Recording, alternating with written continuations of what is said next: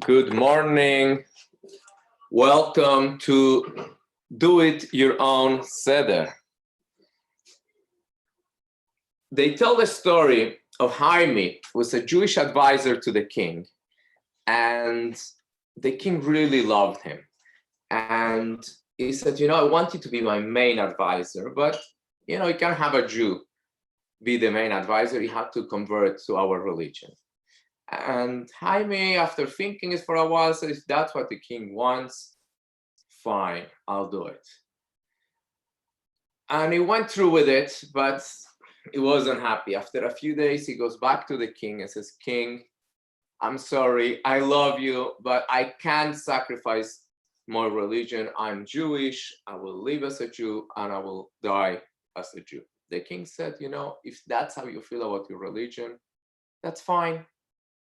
You can remain Jewish. He goes back home. He's so excited, tells his wife, Sarah, great news. We are Jews again. Sarah looks at him and says, couldn't you have waited until after Pesach? This year, you are cleaning. So many people are wondering this year, perhaps with all the changes in the world and so much going on, is it even worth making a Seder? How will I do it? Seder is the highlight of the year in the Jewish calendar. So many of us have our fondest memories from Seder night. This year is going to be different. Not big Sedarim seems to be. God willing, Mashiach will come very soon. And yes, we'll have a huge Seder all together in Jerusalem. But if not, some people will do immediate families, some just with their spouse, and some perhaps alone. So how do we deal with it? And why is it more important this year than ever? So there is an interesting story about difficult situation for the Seder. In 1943, in the Walhingen concentration camp, there was a Jew by the name of Moshe Perel. Says Pesach was approaching, and we really wanted matzot, but we have no idea how to get flour. An SS man comes into my workshop where I painted signs, and he says, I need you to make targets for us to practice shooting. Thinking quickly says, yes, I have everything I need, but I'm missing one ingredient. In order to attach the pictures to the targets, I need a lot of flour. How much flour? 5 kilos. No problem. He gives him a note authorizing him to get the flour.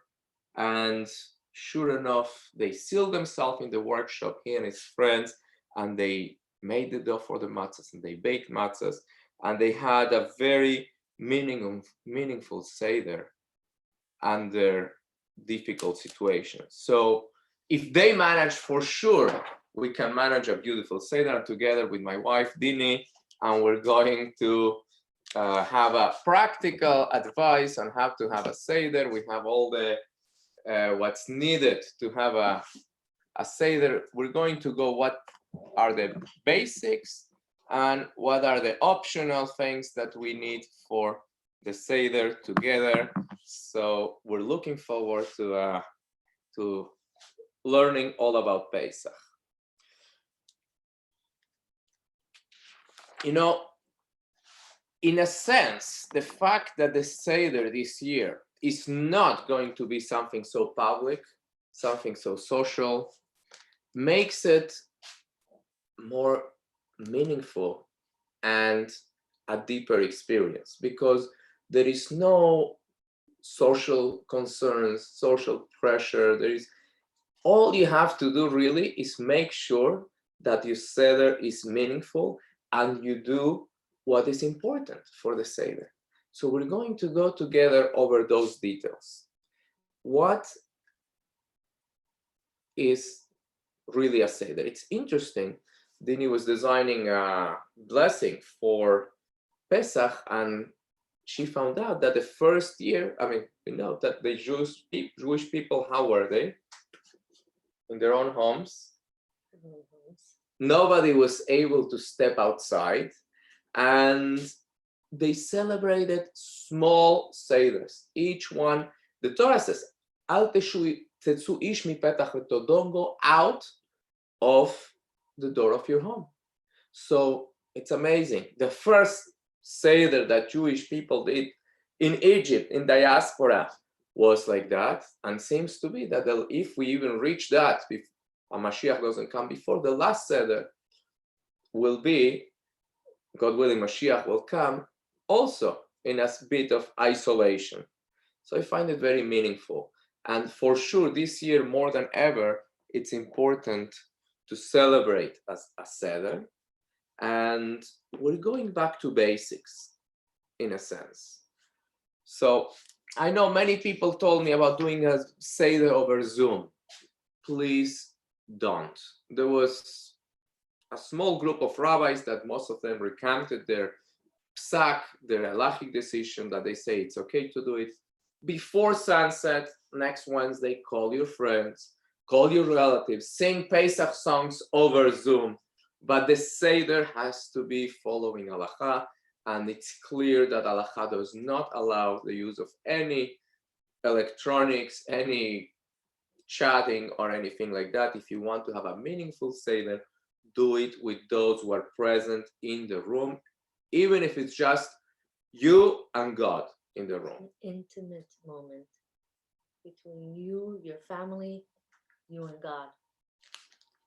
So what's very important to realize is that we're not commemorating something that happened 3,332 years ago, but we are tapping into an energy that Hashem, God, created for the Jewish people to go out of Egypt.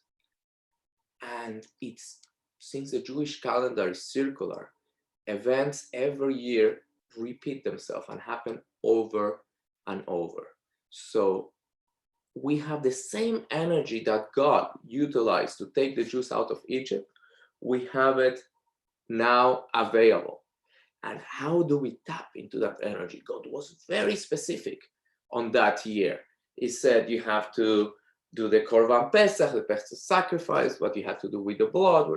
And today we understand better than ever the importance of being specific, of doing things right. Because you forget a dot on an email address, or you forget a little detail on something, and God, the results are very different than what you expected. So I posted on our website all the materials for this class. If you can, please go to chabadcv.com. You can, the education, there is a link which says material, education class, material for the classes. And there is a checklist of all the things that you need in order to have the Pesach Seder done right. Now, imagine if someone arrives to a birthday party and is asked, how much cake I'm supposed to eat? For how long does the happy birthday song has to be recited? 90 seconds is enough, or should we go full 2 minutes on the happy birthday? Some people will look at him like it's nuts. Yet, Pesach Seder is different. It's not about doing more or less what is required from us, but that, as we said before, one letter on an URL when you're trying to go online, and the results could be very different than expected. Mitzvot have to be accurate. And it's more than ever, Seder night. What does Seder mean? Seder means order. Meaning that we have to follow the 15 steps of the Seder, and we have to make sure that we are as accurate as possible, because each one represents something, and a ma'aseh hu ha'ikar. Most important is what we do. There is a Hasidic thought experiment about two Jews and how they celebrate Pesach. there is Chassid A, which is in a gulag in Siberia, and he asked his family 6 months in advance that they please should send him matzah shmura, even if it's from last year, 2 years ago, please. And they send it to him, and sure enough, it arrives. But the anti-Semitic person in charge holds on to the matzah, he knows what it is, and he says, I'm not giving it to the Jew until after Pesach. So he's left with no choice, but on Seder night, he meditates all the Kabbalistic meanings, and he imagines himself washing hands and reclining and eating the matzah, the best, purest thoughts that you can ever imagine. And he's deep into the night, meditating and contemplating, expressing his tremendous love to Hashem and how he wishes to eat matzah. There is Jew number 2 that he's walking one day in downtown Manhattan, and somebody says, are you Jewish? He says, yes. Okay, here, take some matzah. He takes the box of matzah in his hand and he puts it down in his living room when he gets home, and he forgets all about it. Seder night, not very involved. He sits down in front of the TV to eat his dinner, and all of a sudden he sees the matzah, and he says, oh, that looks interesting. And while doing whatever he's doing, he eats a full matzah. It's not as bad as I expected. It's improved from the cardboard memories I had from a child. The flavor is not so terrible. Now, let me ask you, who fulfilled the mitzvah of eating matzah? No question. The second Jew. Why? Because a ma'aseh hu ha'ikar. The action, doing things. Obviously, if you have beautiful thoughts and kavanot, that is ideal. But do it with all your heart, it's a plus for sure. But today we're going to talk about what makes a Seder. So, the first thing that we need is matzah. Now, most people, when they think matzah, they think about matzah, square matzah. But the real matzah, when the Jews came out of Egypt, they had round matzahs, handmade matzahs. And this is, we have anybody that it needs, anywhere in the world, will make sure that you get matzah. If you're in San Diego or Baja California, it's easier for me to reach you, but we have Chabad rabbis everywhere. And we want you to fulfill the mitzvah of eating matzah, which is only with this stuff. Why? Because just like a Sefer Torah or a tefillin or a mezuzah cannot be written by a machine because they require kavanah, they require thought and emotion, the same something is used for a mitzvah, like a matzah cannot be baked by a machine. It has to be, this beautiful matzot have to be baked by a human that is doing it. As we bake the matzah, we say Leshem matzot mitzvah. We are doing this in order to fulfill the mitzvah of make matzah and eating matzah on Seder night. So that is number 1. Number 2, you're supposed to have wine or grape juice. If you can drink wine, it's better. If you can drink a mix of wine and grape juice, it's better. But grape juice is fine as well. And then we need 6 items of the Seder plate. We'll do our best. I think you can see them on the screen. Okay, so we have on your right, we have a shank bone, which if you don't have a shank bone, you can take a chicken bone, any bone. Can you see it? Yes. Then on your left side, top left, you have an egg, and that to symbolize the cyclical part of your life. Holidays come and go, everything comes and goes. Then on your right hand side, you have the charoset, which is a mix of nuts. Help me out over here. Apple and pear. Apple and pear. Many people put other stuff. Then on your left side, you have a vegetable. Over here, I have an onion, but for the kids or for the women, you can have potatoes also.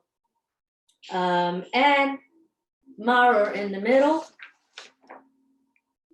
This is what the maror looks like. It's horseradish. And the Chabad custom is to put romaine lettuce and maror for the maror, and for the chazeret, the bottom part is also the same. I want to share with you a story of a very wealthy admirer of Chabad that met with the Rebbe. And he said, Rebbe, I want to give a large amount of money, but I want a big mitzvah, something really, really big. And the Rebbe says, great, Pesach is coming. We will use your donation to make sure that every Jew, everywhere in the world, mostly in Israel, but gets shmurot, matzot shmurot, the best type of matzah, the handmade type of matzah, everywhere to celebrate the Seder. And the man looked at him, says, Rebbe, I want to do a big mitzvah. And in his mind, a big mitzvah is to make a huge building, to build schools, to make a structure that will be remembered for centuries. And the Rebbe says, in my mind, a big mitzvah is to make sure that every Jew fulfills Pesach the best possible way. So again, I can't stress this enough. Make sure that you have a matzah shmura. If you don't yet, I'll help you. I'll make sure we'll deliver. We have specially kept sanitized matzot. They are shrink wrapped, and it's so important, especially because the first night, the matzah is the bread of emunah. It builds your faith in God. And the second night this year, more important than ever, even someone that is very sick must make sure that they eat matzah because it's the bread of healing. I have a personal story. One year, my father was very, very sick during Pesach. He couldn't get out of bed, but he made sure to eat large amount of matzah on the first and second night, and thank God he regained his health quickly after. So, Kiddush, the wine, as we mentioned before, it's very important because every holiday we start with giving importance to that holiday. And it's interesting how wine and matzah are kind of the opposite. Wine, it's a very sophisticated drink. You have to develop a taste to appreciate the nuances of the flavors. And matzah, on the other hand, is just flour and water. It's supposed to be lechem oni. And Pesach night, both are together. On one hand, we recline and we feel like kings. On the other hand, we eat bitter herbs. So it's interesting that the gematria of kos yain, which means a glass of wine, is the same one of cherut, which means freedom, 156. Sorry, 156 is kos yain, and we drink 4. So 156 times 4 is cherut, which is 624. The value of freedom is 4 glasses of wine. So the Seder plate have the simple aspects, as Dini mentioned. There is 6 ingredients that must be there, and each one commemorates something else. The egg, it's round, reminds us of the Chagiga, the sacrifice that the Jews gave on every holiday. Why? Because the egg is food for mourners. And we are unable to offer the sacrifice in the temple because we don't have one morning. So that's why we have this representing that we are no longer in Jerusalem for now with a Bet HaMikdash, but God willing, very, very soon we will have that ability. Now, the maror is the bitter herbs.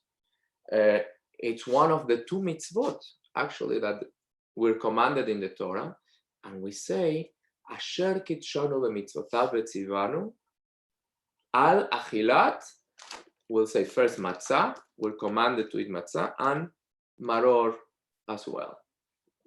We are commanded, no other time we're commanded to eat anything. There is no commandments in Purim to eat oznei aman. There is no blessing or commandment to eat apple dipped in honey on Rosh Hashanah. This is the only time. So it's very meaningful. Please make sure that you have everything that you need. While the Talmud identifies 5 herbs that could be used for maror, the Chabad custom is to use romaine lettuce and horseradish, and make sure that you eat a nice amount of both. So, but many will ask, Dini makes the most delicious Caesar salad. How is romaine considered a bitter herb?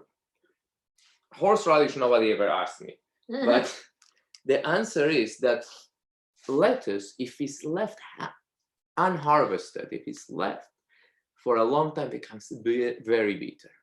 So this is exactly what happened to the Jewish people.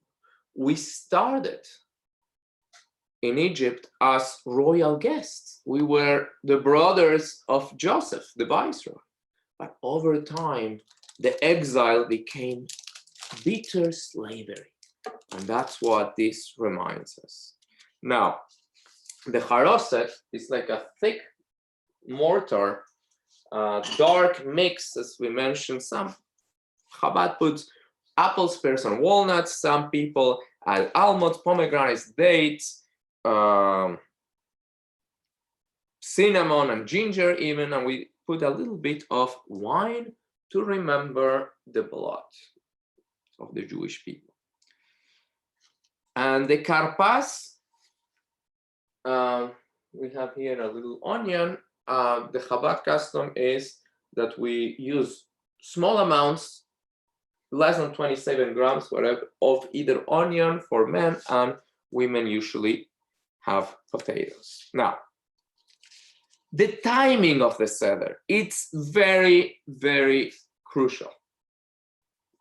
The Seder should start after 7:40 p.m.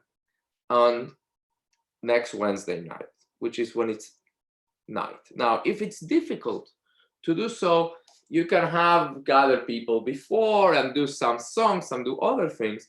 But the Kiddush, as we will learn soon, is the first step of the Seder, must be at that time. And just to make the point, there is a story of a very generous man that he will invite all the poor people in town to have dinner with him.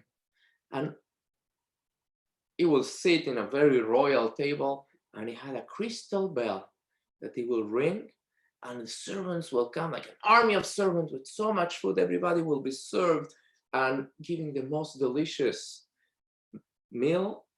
And there was all kinds of silver and special cutlery on the table. At the end of the meal, he will say to all those presents, "You're welcome to take a little souvenir of this meal. Take a silver goblet, take a fancy knife, anything you're welcome to take." One of the guests look at that crystal bell and says, "I want that." And while the wealthy man didn't think it will be very useful to him, he says, "Sure, we're welcome to take it." This man goes back home, so excited, tells his wife, "We're making a big party." He invites all his friends, they sit around the table, and they're all puzzled. Says, "What? He's so poor, this guy. How is he going to feed us?" He says, "No, don't worry." He takes out the silver bell, he rings it, and he's expecting the army of servers to come. Nothing. He rings it louder, loudest. Nothing happens. He's so upset. He runs to the house of the wealthy person and says, "You cheated me. You gave me a bell, but it's not working in your home. An army of servants comes with full of food, and now nothing happens." He says, "Oh,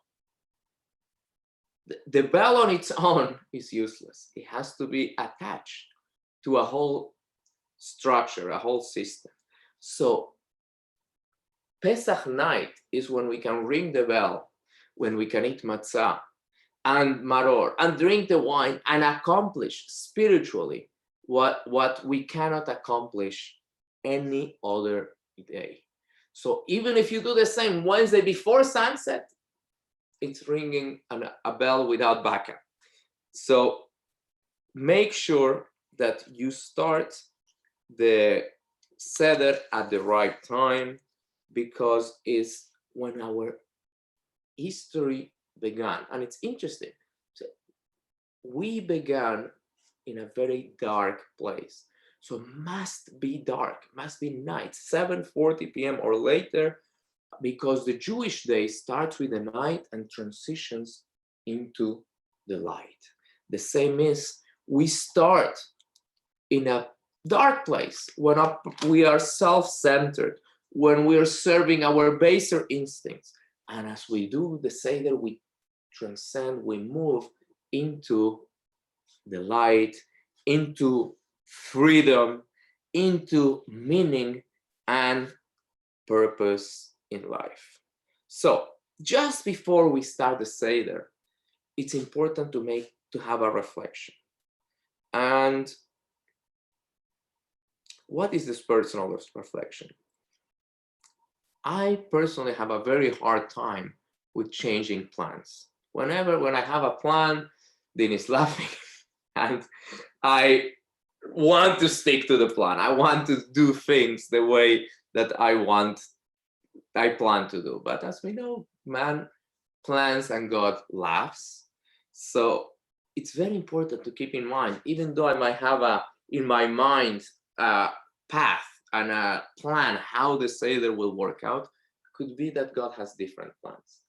We were planning a big Seder with many people, and God wants us, no, go back to basic. Do it just with your family. And with the children, I'm expecting this to ask until maybe things will not go as planned. So we have to learn anything from this experience of Pesach 2020, that we have to be flexible and we have to serve God in the way that He wants us to serve Him, and not in the way that we have in our mind that we want to serve Him. And second, reflect, please, before Pesach, how at this very moment, what does freedom and purpose mean to you on this Pesach 2020? So with that in mind, even though it's not one of the 15 steps of the Seder, but it's a most important tradition, the candles.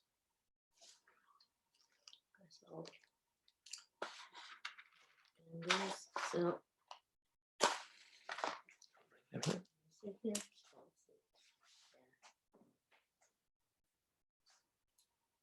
light the candles and you say,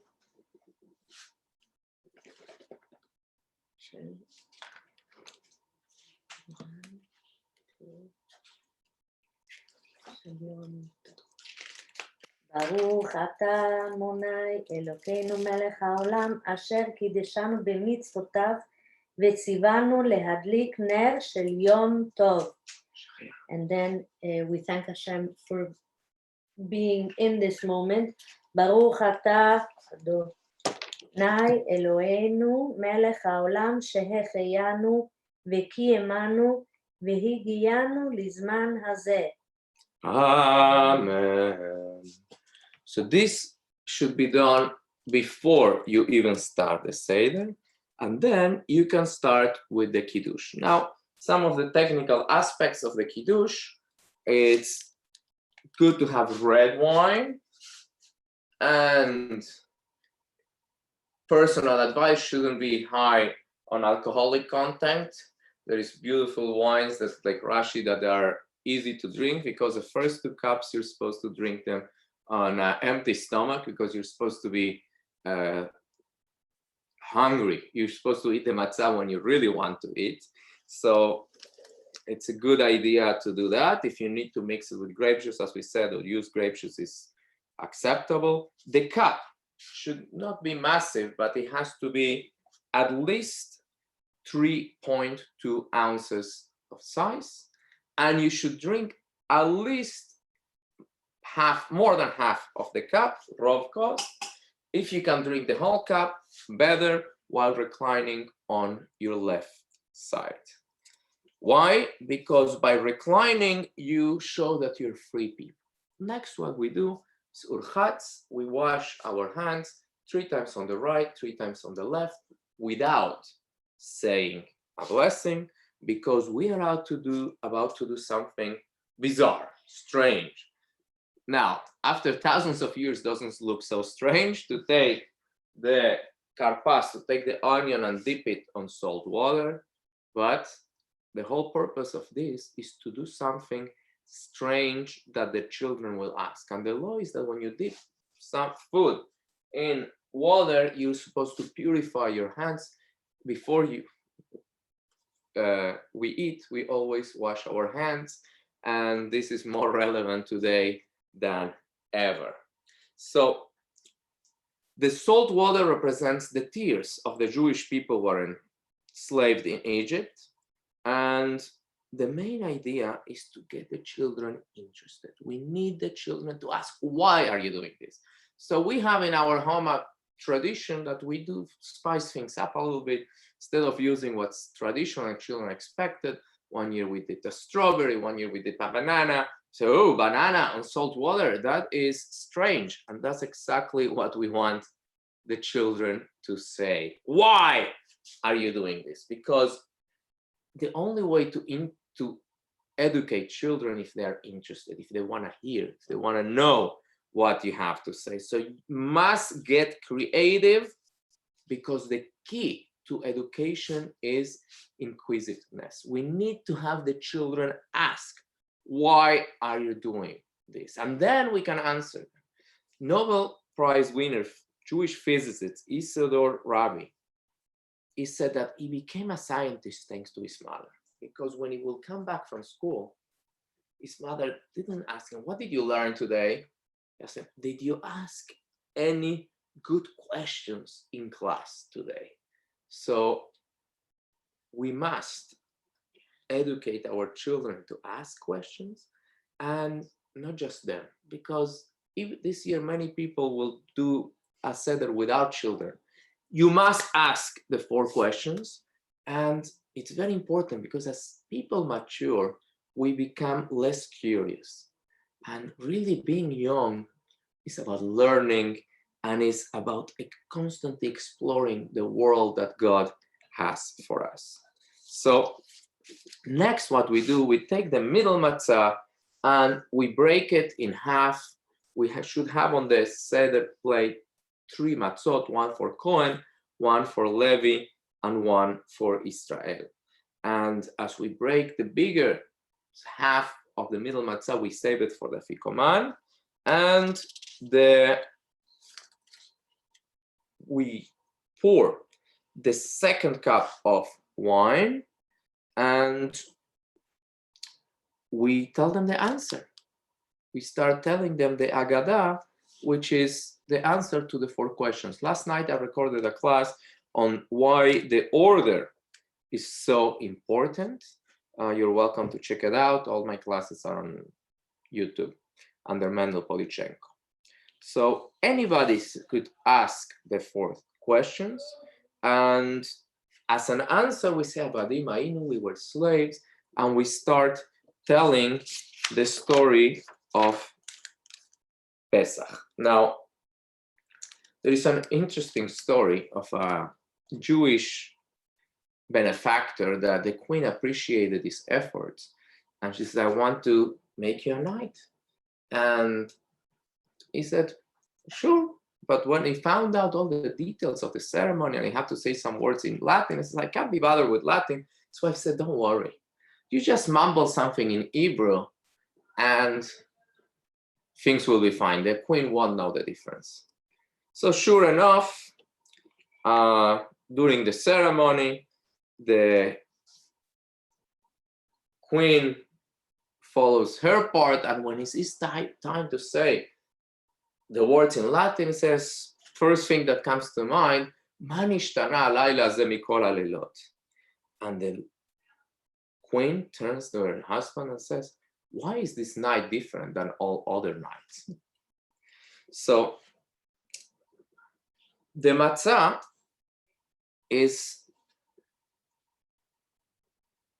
this symbolizes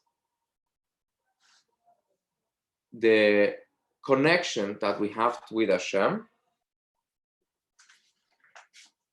And yes. to say about so the Rebbe usually asks, how is going out of Egypt relevant for us nowadays? And if you take the word Mitzrayim and you tweak a little the dots, you have the word Mitzarim, which is limitations. That is our Egypt. That is what we have to break every single Pesach and go out of it. Our own limitations and our own, what we put on ourselves, not to grow spiritually, not to grow morally, emotionally, and optimistically, especially, and nowadays we have to be optimistic. And the Rebbe says that is what we have to do every single year. We have to break that, and we have to go out of our mind. I mean, not go out of our mind, but our mindset. Yes, that's very important. Now, part of the retelling of the story of the Exodus is to recount the 10 plagues. There is a custom to pour a little bit of wine out of the cup. Some people dip their finger inside. The Chabad custom what's best is just to tilt slightly your cup in and pour out the wine into a broken vessel as you recount the 10 plagues. Now, the main part, there is 3 things that we must take care of during the Seder is Pesach, matzah, and maror. So we hold the matzah, we hold the maror, and as we finish that part of Magid, of telling the story, after. So even, especially bifa hands, pour it 3 times on the right, and then pour it 3 times on the left. As it's very important in order to fulfill the matzah properly, to eat at least half a matzah shmura. After we do that, we eat the maror, which, as we mentioned, is either the lettuce or the horseradish, and we dip it a little bit on the charoset, but not too much. We don't want the bitterness to be erased. We say the blessing, Asher kitshanu tav etzionu al achilat maror. We don't have to say Adama because we said already on the card.